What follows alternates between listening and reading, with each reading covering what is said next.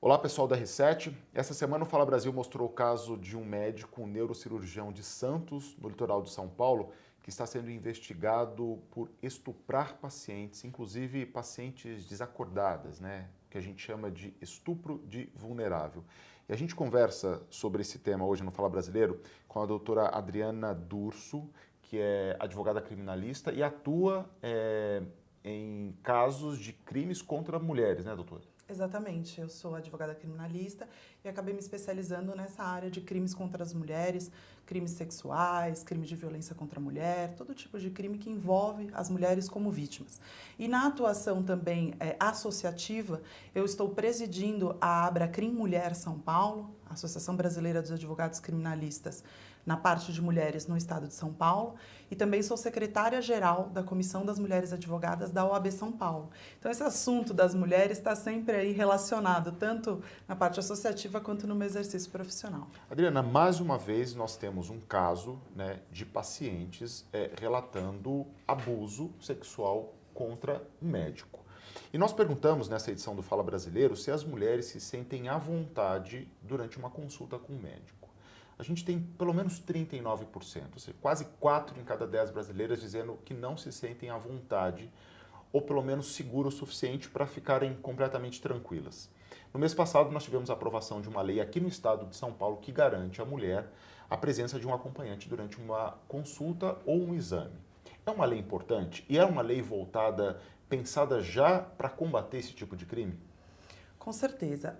A Lei 17.803 de 2023 entrou em vigor recentemente, agora em 18 de outubro, e trouxe a garantia, o direito da mulher ter um acompanhante em consultas e exames no estado de São Paulo. Infelizmente é uma lei estadual que deveria ser uma lei federal para que todas as mulheres do Brasil pudessem ter esse direito ao acompanhante. Porque como você bem colocou, nós temos uma pesquisa onde 39% das mulheres dizem que não se sentem à vontade em uma consulta ou um exame.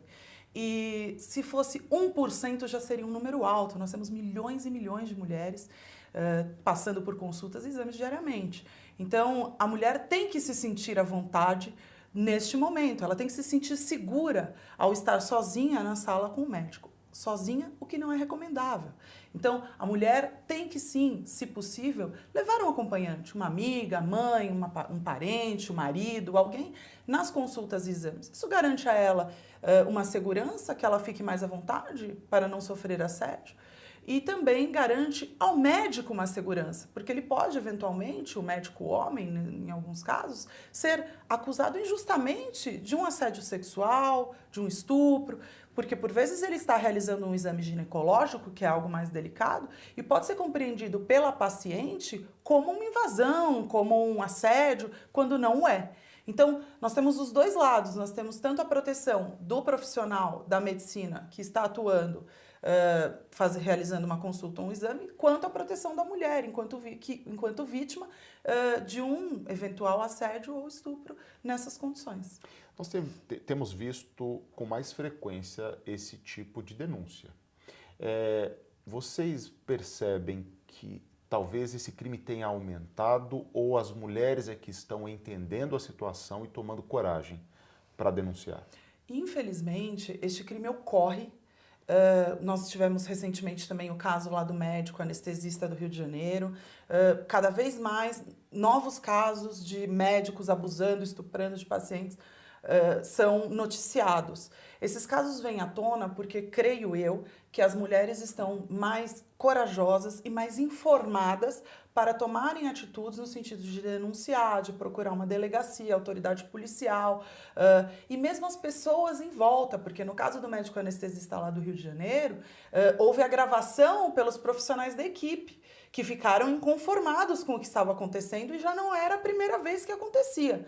Então, a informação é uma arma poderosa no combate a esse tipo de conduta para que nós possamos efetivamente barrar estupros e abusos de médicos com pacientes. Doutora, nós sabemos que a grande maioria dos profissionais, né, são pessoas sérias, são pessoas que levam essa relação médico-paciente a sério, né?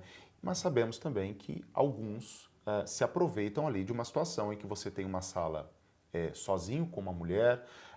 Alguns procedimentos, eles, como a senhora mesmo disse, ele é um exame ginecológico, o médico tem que colocar a mão na paciente, não tem como, né, em alguns casos. E pior ainda, alguns exames exigem a sedação dessa mulher. A pergunta é, como no dia a dia vocês interpretam ou explicam para as mulheres qual é o limite dessa situação, né, dessa atuação profissional, técnica, de uma situação que se configura um assédio ou um abuso? Bom, primeiramente você bem destacou que nós temos bons profissionais e maus profissionais em qualquer área. Caberá à paciente que tem autonomia para decidir o que deve ser feito, obviamente dentro do limite do conhecimento dela, o que deve ou não ser feito durante uma consulta ou um exame. Então, se eventualmente, numa hipótese fantasiosa, o médico pega algum instrumento e tenta introduzir na paciente algo distinto do que normalmente é feito no exame ginecológico, ela mesma irá desconfiar que tem alguma coisa errada. Mas a linha é muito tênue. Por exemplo, num toque que o médico tem que verificar a paciente, que seja um médico dermatologista que vá tocar numa pinta, vá verificar ou vá analisar de perto com uma lupa, alguma situação assim. Dependendo de onde está isso, pode ser uma situação natural de exame, normal, ou pode ser uma situação de assédio. A linha é muito tênue. Caberá à paciente essa percepção. Do desconforto. Do desconforto, do que ou da passa insistência do de um normal. toque, né? Exatamente. Então, se ela tá se sentindo desconfortável, se ela tá verificando que aquilo tá indo um pouquinho além, na dúvida, para tudo, alerta o médico, fala, olha, não quero, não tô gostando, quero sair, chama uma enfermeira para acompanhar o exame, porque realmente ela tem esse direito a partir de agora no estado de São Paulo e é uma proteção. Na verdade, o que tem que ser feito é prévio. Ela tem que fazer uma comunicação verbal ou oral, manifestar que ela quer um acompanhante, seja uma enfermeira, seja um parente que ela levou, quem quer que seja, que tem que ter mais alguém na sala durante a consulta ou o exame. E aí, se isso não vier a ser respeitado, ela pode tomar providências, porque aí o médico vai ser punido, ou o médico particular, ou o privado, ou o médico que é funcionário público, será punido dentro da lei. Mas, não havendo por alguma razão, acompanhamento, ela pode sim pedir para o médico parar, encerrar ali o exame, encerrar a consulta, sair e falar, olha, só continuo com o acompanhante, ou chega, não quero mais, alguma situação assim, para a própria proteção. Doutora, é interessante que talvez o médico fale, né, o passo a passo de um exame, olha, eu vou fazer isso, vou fazer aquilo, né, para que ela entenda o que vai acontecer nessa consulta, nesse exame? Sim, é muito importante o diálogo e a informação.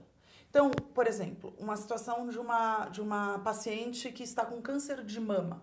Naturalmente, um médico, mesmo homem, vai ter que fazer um toque quando há campanhas de prevenção ao exame de mama. Eles falam do autocuidado, que a mulher tem que tocar o próprio seio para verificar se não tem nódulos e tal. O médico vai ter que fazer esse tipo de exame.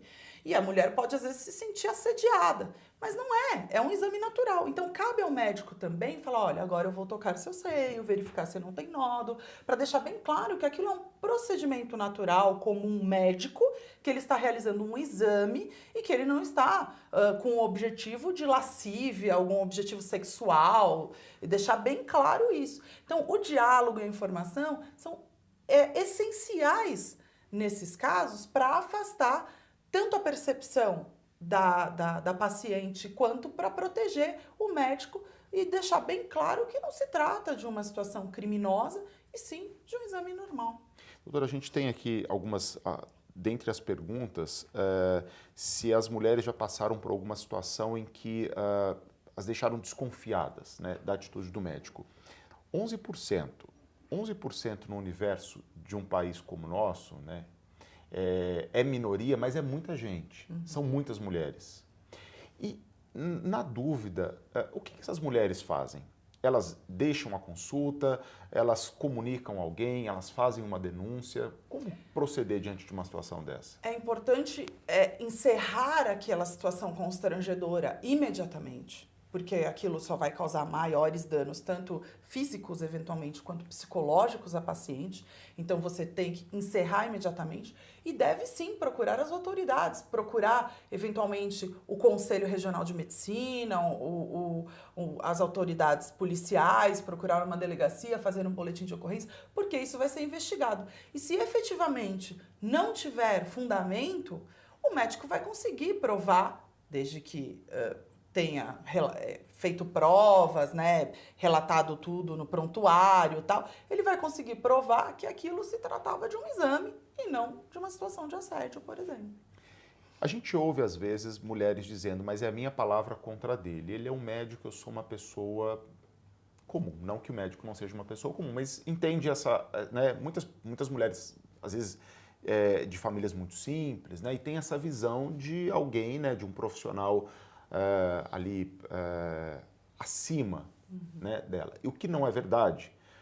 Mas como é que funciona essa questão da minha palavra contra a dele?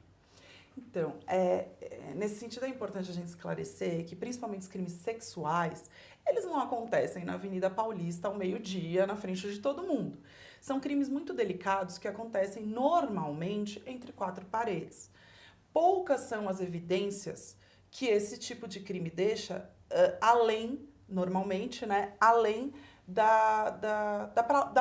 do testemunho, da palavra da vítima contra a palavra do eventual assediador, estuprador, o que seja. Nesse sentido, o que nós teremos? Que, nesses crimes especificamente, a justiça entende que a palavra da vítima ela ganha uma especial relevância. Então, não importa se o indivíduo que eventualmente praticou o crime, seja médico, seja o presidente da República, seja quem for, as qualidades do criminoso, né, nesse contexto, não são relevantes.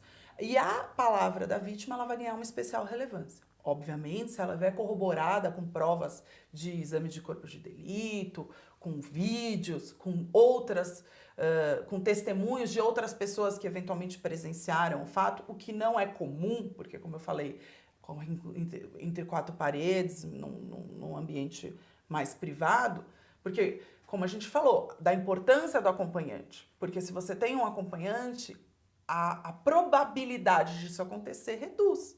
Porque o próprio assediador, estuprador, vai se sentir normalmente um pouco constrangido de praticar qualquer ato. Não foi o caso do médico anestesista lá no Rio de Janeiro, que o fez na frente da equipe, né? Num centro cirúrgico, na frente de todo mundo, enquanto a paciente estava sedada. Mas, normalmente, sim, isso costuma constranger a pessoa, evitar os crimes.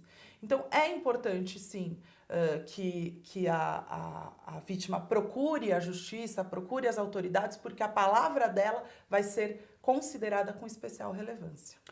Como é que estão as nossas leis hoje? Elas são suficientes? A aplicação dessa lei tem sido satisfatória? Como é que vocês veem em relação aos crimes contra as mulheres, crimes sexuais contra mulheres? Desde a Lei Maria da Penha, a mulher vem ganhando uma proteção especial no ordenamento jurídico brasileiro. As mulheres, naturalmente, por conta da nossa sociedade, que ainda é uma sociedade machista, não podemos negar, que ainda as mulheres trabalham o dobro do que os homens em casa, as mulheres ainda têm dificuldade no mercado de trabalho porque recebem menos da metade da remuneração dos homens para exercer a mesma função. Nós temos ainda situações de machismo na nossa sociedade e tudo isso faz com que a mulher seja vítima em sua maioria, de alguns crimes, muito mais do que os homens, porque ela está muito mais vulnerável. Isso justifica uma proteção especial da mulher com a Lei Maria da Penha, por exemplo. Como você tem a proteção especial do consumidor em relação ao fornecedor, que é uma situação de vulnerabilidade, como você tem a proteção do trabalhador em relação ao empregador, no direito trabalhista. Então, a lei verificou que existe essa vulnerabilidade da mulher e que ela merecia uma proteção especial. Aí veio a Lei Maria da Penha, trazendo essa proteção especial na relação doméstica e familiar E essa proteção vem se ampliando para outras situações do direito, principalmente aos crimes contra as mulheres. Mas o mais importante não é nem, logicamente, é a legislação. Hoje nós temos crimes como stalking, onde a maioria das vítimas são mulheres, nós temos os crimes de violência psicológica contra a mulher, que é um crime específico, que é um crime muito comum. A maior violência contra a mulher é a violência psicológica, não é a violência física, é a mais comum. Então, o legislador, atento, observou isso e criou um crime específico para proteger essa situação. Então, nós temos uma proteção do ordenamento jurídico, mas mais do que isso, nós temos um aumento das denúncias por conta da informação. A mulher está informada. Não adianta ter lá a lei e ela não saber que existe um crime de violência psicológica que ela sofre diariamente, mas que ela não sabe que ela pode procurar ajuda e que isso vai ter consequências para quem está praticando aquela violência contra ela. Então, a informação e o que vocês fazem tem que ser parabenizado, porque a mídia tem um papel de relevância nesse sentido, de levar a informação para a mulher que está lá em casa sendo vítima de violência, qualquer que seja essa violência sexual, patrimonial, moral, física, psicológica, qualquer que seja. Falar, olha, você está sendo vítima de violência e tem o que fazer. Então, essa informação também é muito importante. A ampliação da legislação, mas a informação também tem sido divulgada e isso faz com que as mulheres tenham conseguido sair desse ciclo de violência. Para a gente finalizar, a mulher suspeitou que foi vítima de um crime sexual. A gente está falando especificamente dos médicos agora, né? Médicos, enfim, da área médica. Ela vai à delegacia mais próxima de casa, ela vai especificamente à delegacia da mulher. Onde é melhor que ela procure ajuda e faça essa denúncia? Naturalmente, nós temos as delegacias, as DDMs, desde 1985, quando foi fundada a primeira DDM do Brasil, da América Latina, né? Na verdade, aqui no estado de São Paulo. Nós temos as delegacias de defesa da mulher, específicas para crimes envolvendo mulheres. Então, a mulher pode se dirigir, teoricamente, ali ela vai ter um ambiente de acolhimento, um ambiente diferenciado, onde vai ser compreendida melhor a situação dela por ser mulher. E toda essa situação que eu relatei anteriormente de vulnerabilidade e tal. Por vezes, a mulher não tem condições de se deslocar. Infelizmente, não temos muitas DDMs no estado de São Paulo, aqui falando do nosso estado, para não espalhar, Brasil menos ainda. Mas algumas cidades não têm uma DDM, mesmo em São Paulo não são muitas DDMs. Então, por vezes, há dificuldade da mulher se deslocar até uma delegacia especializada. Não tem problema, ela pode procurar uma delegacia comum e registrar essa ocorrência, pedir a lavratura de um boletim de ocorrência, sem problema algum.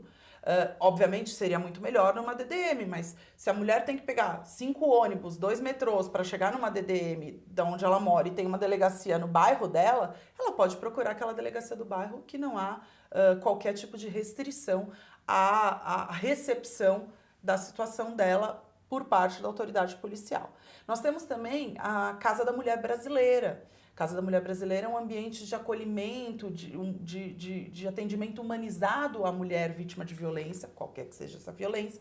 Lá você tem delegacia, você tem a defensoria, tem o Ministério Público, tem juiz, tem todo mundo, sempre uma equipe feminina, tem brinquedoteca, porque por vezes a mulher está com os filhos, não tem onde deixar. Então você tem toda uma estrutura que pensa a situação da mulher, a acolhe para que ela possa tomar providências.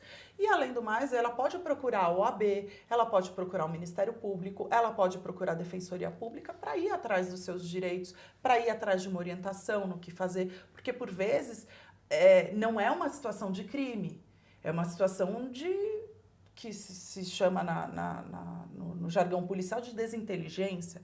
É uma briga entre marido e mulher, onde não houve violência física, não houve agressões verbais, não teve nenhum tipo de violência, mas a mulher leva, às vezes, equivocadamente, essa situação para a autoridade policial, que não tem muito o que fazer, porque é uma briga de marido e mulher, que se deságua numa violência tem que ser apurada, mas se não deságua, não tem realmente o que se fazer nessa situação. Então, ela tem que procurar essa delegacia, ou alguém que possa auxiliá-la, tem que denunciar, mas, por outro lado, a informação, e eu volto à informação, também é importante, porque, por vezes, não há necessidade de tomar providências mais drásticas. A questão pode ser resolvida até com uma conversa, né, com um entendimento entre as partes, digamos assim. Mas é importante que faça a denúncia quando existe a suspeita, né, sobretudo de um crime sexual. Com certeza, com certeza. Na dúvida, o importante é denunciar, porque como eu coloquei, a denúncia ela vai ser apurada, ela vai ser objeto, o boletim de ocorrência, naturalmente, normalmente, ele gera a instauração de um inquérito policial e isso vai gerar uma investigação a respeito daquele fato. Se aquele fato é fantasioso, se aquele fato não tem prova, se aquele fato não tem fundamento, naturalmente, esse inquérito policial será, ao final, arquivado e a pessoa que está sendo acusada vai ter oportunidade no inquérito policial de ser ouvida, de se defender e tal. Então, é importante, porque se tem fundamento, a gente pode ter uma ação penal, uma punição do indivíduo que praticou aquele crime. Se não tem fundamento, vai ser arquivado. Então, é importante, sim, sempre, havendo a percepção de que foi vítima de um crime, levar a autoridade policial a notícia. Tá bem, doutora. Obrigado pela entrevista e a participação mais uma vez no Fala Brasileiro. Eu que agradeço, um prazer falar para vocês e para os telespectadores da Rede Record. Muito obrigado e a gente fica por aqui com mais essa edição do Fala Brasileiro. Até a próxima.